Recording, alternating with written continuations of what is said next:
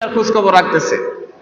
আপনি স্বামী, আপনি তাকে ঘরে রেখে আপনি চাকরি বাকরি করতেছেন, তার জন্য কষ্ট করে মাথার ঘাম পায়ে ফেলে উপার্জন করতে গেছেন। এদিকে আপনার স্ত্রী হাতে যে মোবাইল নামক যে শয়তানের বাক্স পেয়ে গেছে, সে গোপনে গোপনে অন্য ছেলেদের সঙ্গে লাইন মেরে বসছে। হইতেছে কিনা? এই জন্য আমি বলি, ভাই আর যাই করেন, মহিলাদের হাতে মোবাইল দেওয়ার আগে একটু সতর্ক থাকবেন। তবে এই ক্ষেত্রে আরেকটু বিষয় হচ্ছে, বিশেষ করে অ্যান্ড্রয়েড যে ফোনগুলো আছে, এগুলো তো আরো মারাত্মক। এগুলো মহিলাদের হাতে না দেওয়াই ভালো, না দেওয়াই ভালো। অপরদিকে আমাদের পুরুষ ভাইয়েরাও তারা তালাকের ক্ষেত্রে সামান্য 19 থেকে 20 হইলেই রাগের মাথায় তালাক দিয়ে দিচ্ছে। আরে ভাই, মানুষের দাম্পত্য জীবনে স্বামী স্ত্রী একসঙ্গে থাকতে গেলে যখন পাতিল একসঙ্গে অনেকগুলো থাকে, একটু একটু বাড়ি লাগেই, সামান্য একটু ঝগড়া ফাসাদ তো হবেই। এই সামান্য ঝগড়া ফাসাদ হলেই এই সারা জীবনের সম্পর্ককে নষ্ট করে দিতে হবে। এটা করা যাবে না, এটা করা যাবে না। হাদিস শরীফ ঘাটলে দেখবেন, আল্লাহ রাসূল সাল্লাল্লাহু আলাইহি সাল্লামের জিন্দেগিতেও তার স্ত্রীদের সঙ্গে টুকটাক মনোমালিন্য হয়েছে, কিন্তু সেগুলো সুন্দরভাবে আল্লাহ রাসূল সমাধানও করেছে। এমনও হয়েছে, আল্লাহ রাসূল সাল্লাল্লাহু আলাইহি সাল্লাম তার সবচেয়ে প্রিয়তম স্ত্রী হযরতে আয়েশা সিদ্দিকা রাদিয়াল্লাহু তাআলা আনহার সঙ্গে দীর্ঘ 1 মাস পর্যন্ত তিনি কথাই বলেন নাই। তিনি কথাই বলেন নাই। আল্লাহ তাআলা যখন ওহীর মাধ্যমে অনুমতি দিয়েছে, তখন কথা বলা শুরু করেছে। শুধু কথা না, আয়েশার সঙ্গে একসঙ্গে রাত্রি যাপন পর্যন্ত ছেড়ে দিয়েছিল। তাহলে সংসারের জীবনে টুকটাক ঝগড়া ফাসাদ তো হবেই, তাই না? কিন্তু এর জন্য তালাক পর্যন্ত গড়ায় নেওয়া, এটা কখনোই একজন মুমিনের জন্য, মুসলমানের জন্য কাম্য নয়। বিজাতিদের তাদের আমাদের মতো মুসলমানদের মতো এত সুন্দর সংসার, মুসলমানদের যেভাবে তাদের জন্য যে সুন্দরভাবে এই সামাজিক সংসারটা আমরা গড়ে তুলেছি, এটা পৃথিবীর আর কোনো ধর্মে এরকম সুন্দর নাই। বিশেষ করে ইউরোপ আমেরিকাতে তাদের দেশে নারীর অধিকারের নামে তারা কোনো মহিলার স্বামীকে সেবা করবে, এটাকে তারা দাসত্বের মতো মনে করে। একজন মহিলা স্বামীকে কেন সেবা করতে যাবে? স্বামীও সমান, স্ত্রীও সমান, দুইজনের সেবা করবে, এটা হচ্ছে তাদের কথা। অতএব তাদের নীতি হচ্ছে ইসলামের নীতির বাহিরে। তারা বলে যে একজন স্বামীর ঘরে কুঁড়ে ঘরে না থেকে বের হয়ে আসো, স্বাধীনতার মধ্যে আসো, নিজের পায়ে নিজে দাঁড়াইতে শিখো, নিজের ইনকাম করে নিজেও স্বাবলম্বী হও, স্বামীর গোলামি করার প্রয়োজন নাই। আর আল্লাহ তাআলা বলেন, আর রিজালু কাওয়ামুনা আলান নিসা, আমি পুরুষদেরকে মহিলাদের উপরে কর্তৃত্ব দান করেছি এই জন্য যে মহিলারা তাদের অধীনস্থ থাকবে, পুরুষরা তাদেরকে জীবিকা নির্বাহ বহন করবে একজন পুরুষ তার নারীর জন্য। পশ্চিমাদের জীবন ব্যবস্থা দেখেন, তাদের কোনো সাংসারিক জীবন ব্যবস্থা নাই, তারা পশুর মতো হয়ে গেছে। কিন্তু আমাদের মুসলিম সমাজ এখনো এটা রোল মডেল বিশ্বের মধ্যে। একজন মুসলিম তার জীবন সঙ্গীকে নিয়ে যুগ যুগ ধরে তারা একে অপরের সঙ্গে সংসার করে যাচ্ছে, কিন্তু সেই সৌন্দর্যকে নষ্ট করে দেওয়ার জন্য, ভেঙে দেওয়ার জন্য পশ্চিমারা আমাদের পিছনে লেগেছে। আমাদের মা বোনদেরকে শেখায় তারা নারীর অধিকারের নামে, যেমন শিয়াল যেমন মুরগির স্বাধীনতা চায়, ওই রকম নারীবাদীরা আমাদের মেয়েদের স্বাধীনতার নামে তাদেরকে রাস্তায় নামাইতে চায়। ঠিক কিনা বলেন? শিয়ালে মুরগির কেন স্বাধীনতা চায়? কারণ মুরগি যদি ঘরে থাকে, শিয়ালকে তাকে ভোগ করতে পারবে? এটা পারবে না। সেই জন্য শিয়াল চায় মুরগি ঘরে না থেকে রাস্তায় বের হয়ে আসে। এটা শিয়ালের দাবি কিন্তু যৌক্তিক। রাস্তায় না বের হলে শিয়াল তাকে ভক্ষণ করবে কিভাবে? তারা চায়, নারীবাদীরা চায়, নারীরা, কোমলমতী নারীরা কেন স্বামীর ঘরে থাকবে? বের হয়ে রাস্তায় আসুক, রাস্তায় বের হয়ে আসুক, তারা পুরুষের সঙ্গে কাঁধে কাঁধ মিলিয়ে কাজ করো। কাজ করতে গিয়ে আমরাও মাঝে মধ্যে ভোগ করবো, নাউজুবিল্লাহ বলেন। কিন্তু আল্লাহ রাব্বুল আলামিন সেটা চান না। আল্লাহ রাব্বুল আলামিন একজন মহিলাকে সৃষ্টি করেছি পুরুষদের মাঝখান থেকে, একজন পুরুষের বাম পাজরের হাড্ডি থেকে একজন নারীকে সৃষ্টি করা হয়েছে। সুবহানাল্লাহ বলেন। একজন পুরুষের পাজর থেকে হযরতে হাওয়া আলাইহিস সালামকে কোথায় থেকে সৃষ্টি করেছেন? আদম আলাইহিস সালামের বাম পাজরের হাড্ডি থেকে। তাহলে তিনি হচ্ছেন পৃথিবীর প্রথম মহিলা। তাকে সৃষ্টি করা হয়েছে কোনো মায়ের গর্ভ থেকে নাকি পুরুষের বাম পাঁজর থেকে? বলেন বলেন, ডান পাঁজর না, বাম পাঁজর থেকে।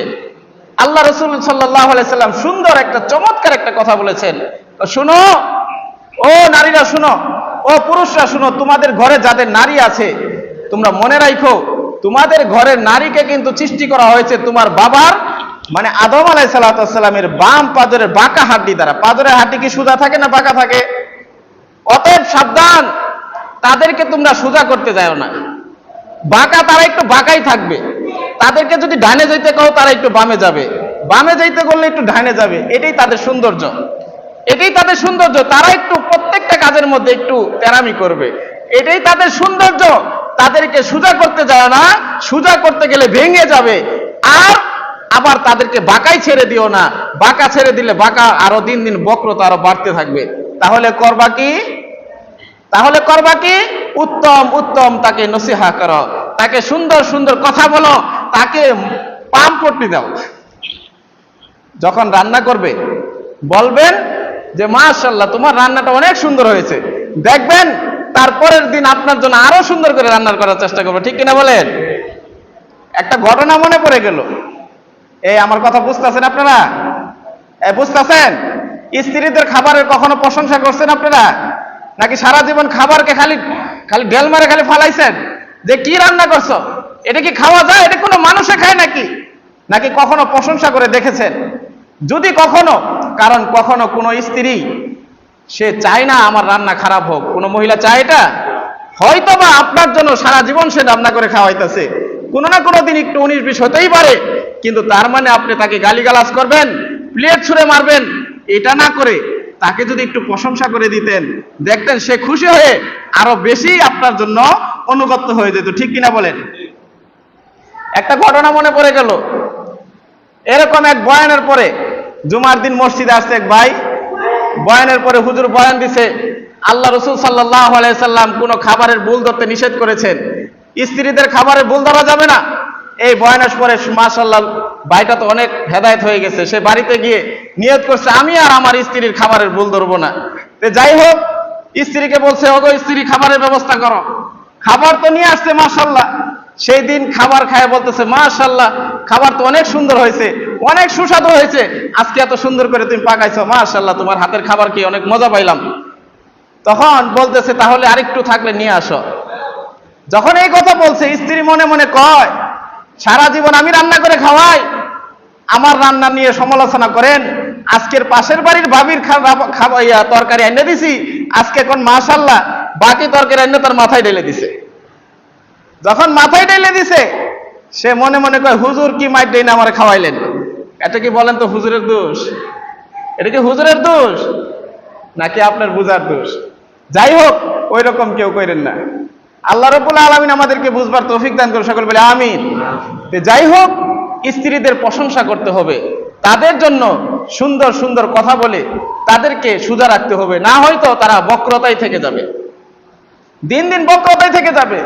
অনেক পুরুষ ভাইরা এমন আছেন যারা বাহিরে বিড়ালের মতো থাকে, মানুষের সঙ্গে তেমন হাক ডাক করে কথা বলতে পারে না, কিন্তু ঘরে গেলে স্ত্রীর সামনে ভাগ হয়ে যায়, ভাগ মানে এমন একটা অবস্থা মনে হয় যে কোনো সময় তার স্ত্রীকে খেয়ে ফেলবে, মেরে ফেলবে, এরকম একটা অবস্থা। কেন ভাই এমনটা কেন করবেন? আল্লাহ রাসূল সাল্লাল্লাহু আলাইহি সাল্লাম বলেন খিয়ারুকুম মিন আহলি ওয়া আনা খিয়ারুকুম মিন আহলি। সুবহানাল্লাহ বলেন। আল্লাহ রাসূল বলেন তোমাদের মধ্যে সর্বোত্তম ওই ব্যক্তি পুরুষ, পুরুষদের মধ্যে সর্বোত্তম সে যে তার স্ত্রীদের কাছে উত্তম। সুবহানাল্লাহ।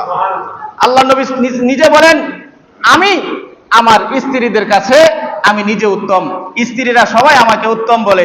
অতএব বলা যায় আল্লাহ নবী উত্তম। তোমাদের স্ত্রীরা যদি বলে আমার স্বামী ভালো, অতএব তুমি সত্যিকার অর্থে ভালো।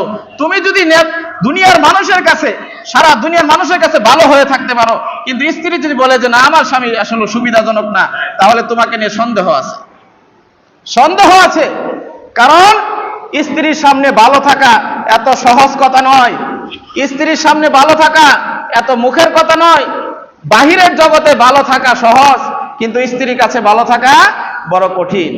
দেখবেন অনেক মৌলানা মুফতি পীর মাশায়েখ রয়েছে, মানুষ তার বক্তবিন্দুর অভাব নাই, কিন্তু স্ত্রী তাকে 4 আনা দাম দেয় না, কারণ তার গুড়ার কথা জানে। এমনও বক্তা আছে সারা রাত ওয়াজ মাহফিল করে মানুষকে পাগল পারা করে যায়, ফজরের সময় স্ত্রী ডাকে, ও মিয়া নামাজ পড়ো না? নামাজ পড়ে আসছি রাতের 12টার সময়। স্ত্রী কয়, তুমি যে কিরম বক্তা এটা আমার জানা আছে, আছে না এরকম? অতএব স্ত্রীর কাছে গিয়ে ভালো ব্যবহার করতে হবে, স্ত্রীর কাছে গিয়ে বাক সাজা যাবে না, কথায় কথায় মুখে মুখে তালাক শব্দ নেওয়া ব্যবহার করা যাবে না, কারণ আপনার স্ত্রী তার জীবনের সমস্ত সব আত্মীয় স্বজনকে ফেলে আপনার হাত ধরে আপনার বাড়িতে চলে আসছে। আপনি যদি কথায় কথায় তাকে তালাকের ভয় দেখান, তাহলে তার মনটা ভেঙ্গে খান খান হয়ে যায়, কারণ আপনার চাইতে আপন আর তার কাছে কেউ নাই। আপনার থেকে তার কাছে আপনার কেউ আছে? একজন স্ত্রীর কাছে বাবা মার চাইতে তার স্বামী বেশি আপন হয়ে যায়, ঠিক কিনা বলেন? যখন যুবক ভাইয়েরা একটু 19-20 হলেই তালাক শব্দ ব্যবহার করেন, যে তোকে কিন্তু তালাক দিয়ে দিব, এই করব সেই করব, তখন তার মতো অসহায় আর কেউ হয় না, কেউ থাকে না। কারণ দেখবেন, যখন কেউ যদি পিছন থেকে ছুরি আঘাত করে ততটা কষ্ট লাগে না যতটা কষ্ট লাগে যদি তাকায় দেখেন ছুরি যে আঘাত করছে সে আমার নিজের আপনজন, আমার প্রিয় বন্ধু, তখন কষ্টটা কিন্তু আরো বেশি লাগে। যখন কোনো স্বামী যখন স্ত্রীকে বলে তোকে আমি তালাক দিব, তখন তার হৃদয়ের কষ্টটার এটার কোনো সীমা থাকে না। সেই জন্য আমি পুরুষ ভাইদেরকে বলবো, স্ত্রী আপনার জীবন সঙ্গিনী, তার হাজারো ভুল থাকতে পারে, কিন্তু তার কিছু তো ভালো গুণ অবশ্যই আছে কিনা বলেন? একজন স্ত্রীর ভালো গুণ কিছুই নাই, যদি কিছু ভালো গুণ থাকে সেটাকে দেখে অন্তত পক্ষে তার সঙ্গে ভালো ব্যবহার করেন। এক সাহাবী আল্লাহ রসুলের কাছে গেছে, ইয়া রসুল আল্লাহ, আমার স্ত্রীর এই সমস্যা সেই সমস্যা, এই সেই অনেক কিছু অভিযোগ করছে। আল্লাহ রসুল বলছেন, এখন তাহলে কি করতে চাও? তখন সাহাবী বলতেছেন, ইয়া রসুল আল্লাহ, আমি কি করবো আমি যে বুঝতেছি না। তাহলে তালাক দিয়ে দাও। তখন সেই সাহাবী চমকে উঠছে, ইয়া রসুল আল্লাহ, আমার ছোট ছোট বাচ্চা আছে 2-3 জন, আমি তালাক দিলে কেমনে কি করবো? তাহলে তালাক যদি দিতে না চাও তাহলে এত অভিযোগ করো, একটু মানায় চলতে পারো না? তুমি যদি তোমার স্ত্রীকে তালাক দিয়ে দাও, তোমার বাচ্চাগুলো নষ্ট হয়ে যাবে, বাচ্চাগুলোর তখন সৎ মা তাকে ওভাবে লালন পালন করবে না, দুঃখে দুঃখে সে ঘুরবে, হয় কিনা এরকম? এর মূল কারণ হচ্ছে পরকীয়া। সমাজে অসংখ্য অগণিত এরকম ঘটনা আছে, আপনারা খোঁজ নিয়ে দেখেন।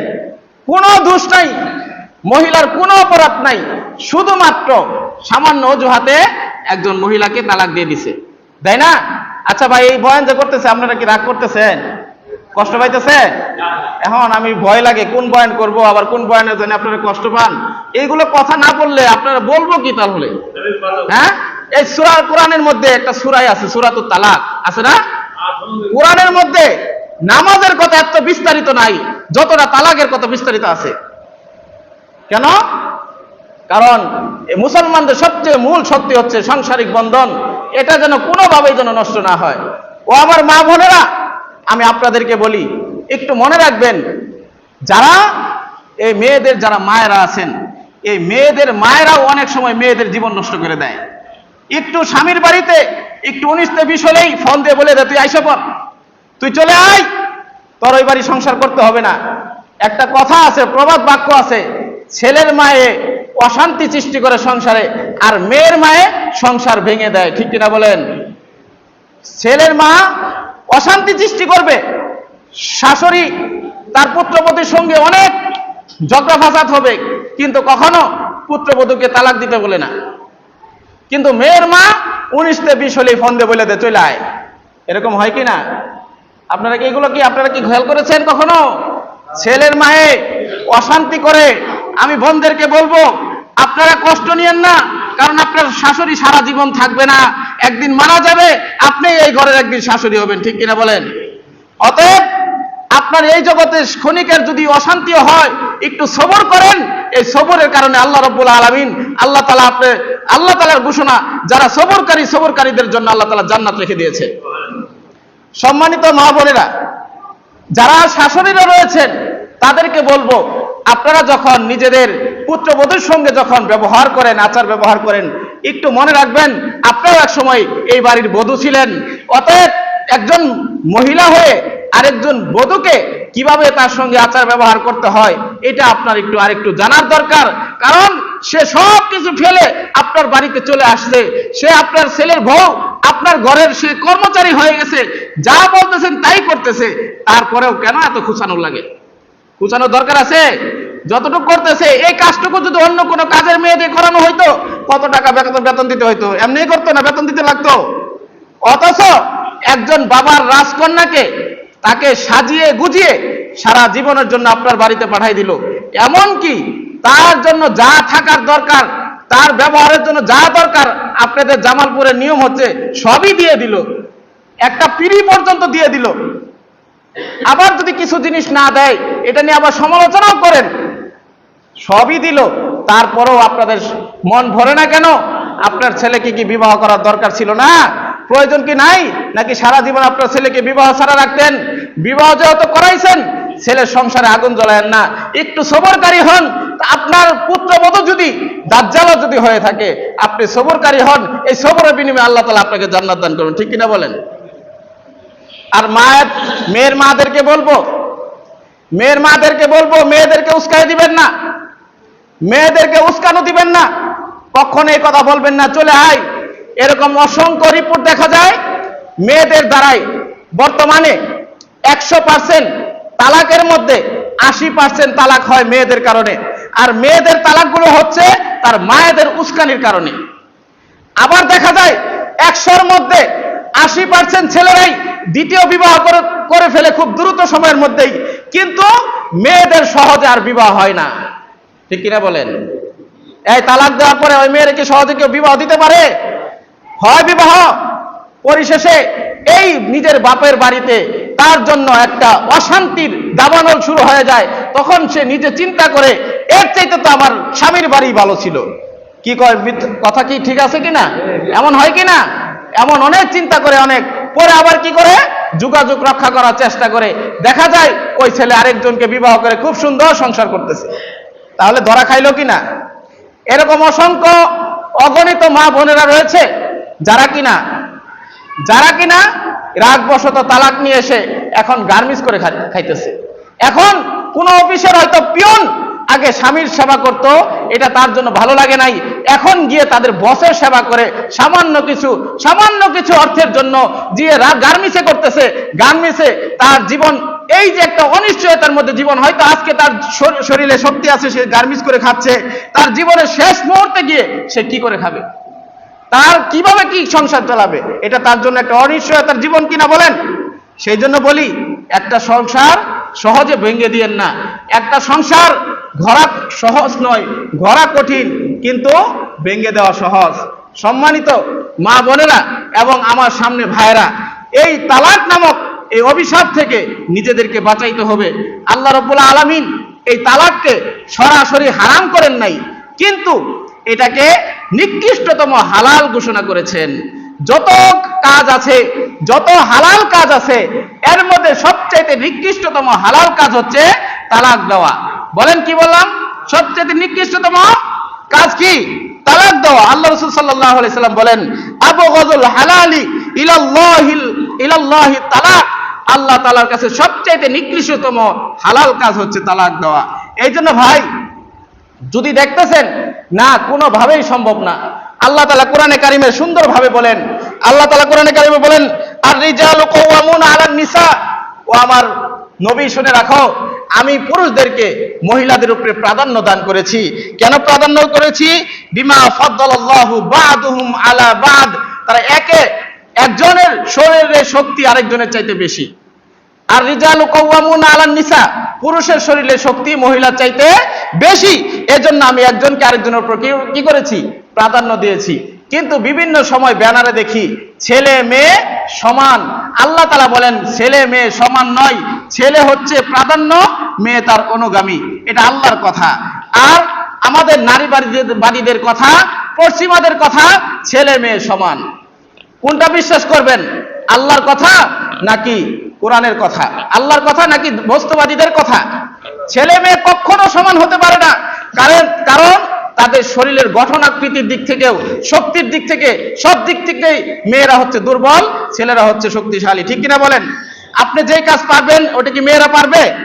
মেয়েদের জন্য এক জগৎ, ছেলেদের জন্য এক জগৎ। আপনারা দেখবেন ছোট ছোট বাচ্চাদেরকে দেখবেন, যখন ছোট বাচ্চা তারা তো মাসুম, যদি ছেলে বাচ্চা হয় তাকে যদি আপনি কোনো মেলাতে নিয়ে যান অথবা কোনো দোকানে নিয়ে যান, কি কিনবে? তখন সেই ছেলে যেগুলো পছন্দ করে, ছোট বাচ্চা কি পছন্দ করবে? তার জন্য পছন্দ জিনিস হচ্ছে গুলি, গাড়ি, বিভিন্ন খেলনার জিনিস।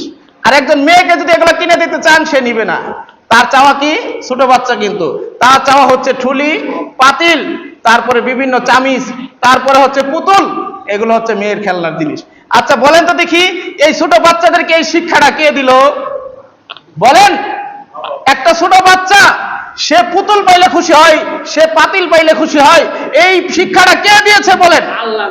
আল্লাহ তাআলা দিয়েছে। ওইরকম একজন ছেলে বাচ্চাকে যদি আপনি পাতিল কিনে দেন মাটির, এক আছার মেরে ভাঙবে, বলবে আমার এগুলোর প্রয়োজন নাই, আমাকে পিস্তল কিনে দাও। এই শিক্ষাটা কে দিল বলেন? কারণ ছেলেদের মন মাইন্ড আর মেয়েদের মন মাইন্ড হরমোনগত দিক থেকে অনেক তফাৎ। ছেলেরা শক্তিশালী, মেয়েরা দুর্বল। ছেলেদের জগৎ আলাদা, মেয়েদের জগৎ আলাদা। ছেলেরা যদি মেয়েদের জগতে ঢুকে, কুল কিনারা খুঁজে পাবে না। যদি বলা হয়, আমাকেই যদি বলা হয় যে আমার ফ্যামিলির যে কাজগুলো আছে, কাপড় চোপড় ধোয়া, বাচ্চাকে খাওয়ানো, গোসল করানো, ঘর দুয়ার পরিষ্কার করা, এটা যদি আমাকে দেওয়া হয়, আমার দ্বারা সম্ভব না। আবার কোন মহিলাকে যদি পুরুষের কাজ দেওয়া হয়, সম্ভব। কিন্তু আজকে জোরপূর্বক ভাবে তাদেরকে, মহিলাদেরকে পুরুষের কাতারে দাঁড় করায় দেয়া বোঝানো হচ্ছে ছেলে আর মেয়ে সমান। আল্লাহ বলেন কখনো নয়, কখনো নয়। কারণ ছেলেদের উপর দায়িত্ব অনেক বেশি, মেয়েদের কোনো দায়িত্ব নাই। ছেলেরা যখন থেকে যুবক হয়ে যায়, তখন থেকে তাদের সংসারের দায়িত্ব তাদের কাঁধে চলে আসে। কিন্তু একজন মেয়ে যখন ছোট বাচ্চা থাকে, তখন তার দেখাশোনার দায়িত্ব তার বাবার উপর থাকে। তার বাবা না থাকলে তার বড় ভাইয়ের উপর থাকে, বড় ভাই না থাকলে তার চাচার উপর থাকে। এই মেয়ে যখন যৌবনকালে পদার্পণ করে, যখন তার বিবাহ সময় হয়, তখনও তার দায়িত্ব তার বাবার উপর থাকে, অথবা বড় ভাই অথবা চাচার উপর থাকে, তার নিজের উপর থাকে না। বিবাহ শাদী দেওয়ার পরে এই দায়িত্ব চলে যায় তার স্বামীর উপর। তাহলে মেয়ের দায়িত্বটা কবে আসে? স্বামীর উপর যায়, কিন্তু মেয়ের কাঁধে কখনো দায়িত্ব আসে না। আবার যখন এই মহিলার স্বামী মারা যায়, তখন তার দায়িত্ব পড়ে যায় কার উপর বলেন? তার ছেলের উপর। তারপরও আল্লাহ রাব্বুল আলামিন এই মেয়েদের জন্য ছেলেদের জন্য যেরকম সম্পদের মধ্যে 2 ভাগ রেখেছে, মেয়েদের জন্য আল্লাহ তাআলা আরো 1 ভাগ রেখে দিয়েছেন। বলেন তো দেখি, 1 ভাগ পাইলো, খরচের কোনো জায়গা নাই, এই 1 ভাগ বেশি নাকি পুরুষে পাইলো 2 ভাগ? 2 ভাগ পাওয়ার পরে তার খরচের কোনো শেষ নাই, কোনটা বেশি হইলো বলেন? বলেন কোনটা বেশি হইলো? একজন পুরুষের পাইছে কতটুকু? লিযযাকারি মিসলু হাজ্জিল উনসাইন। 2 জন মহিলা যতটুকু, দুইজন মহিলা যতটুকু পাবে, একজন পুরুষের সমান পাবে। আল্লাহ তাআলার কথা। এখন পুরুষ যে 2 ভাগ পাইলো, তার পাওয়ার পরে তার খরচের খাতটা দেখেন। এই তার অধীনস্থ যে মেয়েটা থাকবে, তাকে লালন পালন করতে হবে, তাকে বিবাহ দিতে হবে, তাকে দেখাশোনা করতে হবে, তার যাবতীয় লেখাপড়া সহ সমস্ত খরচ বহন করতে হবে একটা ছেলের। তারপরেও বিবাহের পরে যখন তার আত্মীয় স্বজন নিয়ে বাড়িতে আসবে, তাকে সম্পূর্ণ মেহমানদারি সম্মানের সাথে করাইতে হবে। এই দায়িত্ব কার বলেন? ছেলের। কিন্তু একটা মেয়ের দায়িত্ব কই? মেয়ের যে একটা ভাগ দিছেন, এই ভাগটা খরচ করা জায়গা কোথায়? তারপরেও মেয়েটাকে যখন বিবাহ দিতে যায়, স্বামীর পক্ষ থেকে একটা মোহরের ব্যবস্থা থাকে কিনা? এগুলো খরচের জায়গা আছে? এগুলো তার জন্য বোনাস। তারপরে বলা হয় মেয়ে এবং ছেলেকে সমান করতে হবে। আল্লাহ তাআলা সমান দেন নাই, বরং মেয়েকে আরো বেশি দিয়েছেন। সুবহানাল্লাহ বলেন। এই বুঝ কি আমাদের আছে? এই বুঝ শক্তি কি আমাদের আছে? আমাদের এগুলো নিয়ে চিন্তা করতে হবে, জানতে হবে। আল্লাহ রাব্বুল আলামিন আমাদেরকে তৌফিক দান করে, সকলে বলে আমিন। সময় নাই।